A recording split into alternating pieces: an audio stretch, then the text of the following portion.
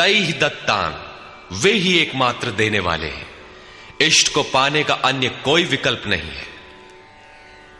इन दैवी गुणों को बिना बढ़ाए जो इस स्थिति का भोग करता है वो निश्चय ही चोर है। जब उनसे पाया ही नहीं तो भोगेगा क्या? किंतु कहता अवश्य है कि हम तो तत्वदर्शी हैं। वो निश्चय ही चोर है, न कि प्राप्ति वाला। किंतु पाने वाले क्या पाते हैं? यज्ञशिष्टाशिनः सन्तो मुच्यन्ते सर्वकिल्बिषैः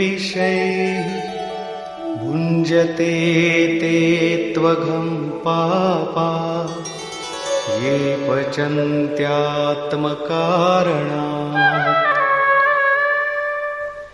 यज्ञ से बचे हुए अन्न को खाने वाले संतजन सब पापों से मुक्त हो जाते हैं।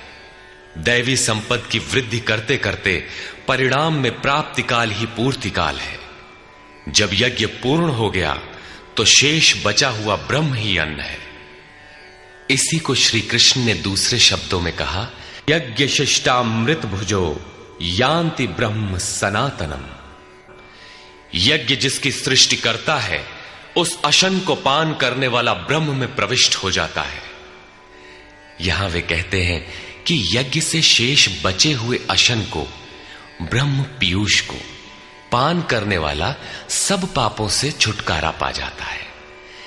संत जन तो छूट जाते हैं, किंतु पापी लोग मोह के माध्यम से उत्पन्न शरीरों के लिए पचते हैं। वे पाप खाते हैं।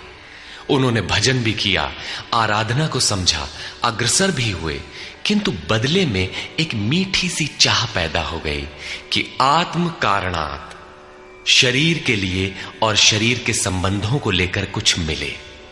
उसे मिल तो जाएगा, किंतु उतने भोग के पश्चात वो अपने को वहीं खड़ा पाएगा जहां से चलना प्रारंभ किया था। इससे बड़ी क्षति क्या होगी? जब शरीर ही नश्वर है तो इसके सुख भोग कब तक साथ देंगे? वे आराधना तो करते हैं, किंतु बदले में पाप ही खाते हैं। पलटि सुधाते सठ विष लेहि, वो नष्ट तो नहीं होगा किंतु आगे नहीं बढ़ेगा। इसीलिए श्री कृष्ण निष्काम भाव से कर्म भजन करने पर बल देते हैं। अभी तक श्री कृष्ण ने बताया कि यज्ञ परम श्रेय देता है और उसकी रचना महापुरुषों द्वारा होती है, किंतु वे महापुरुष प्रजा की रचना में क्यों प्रवृत्त होते हैं? इस पर कहते हैं,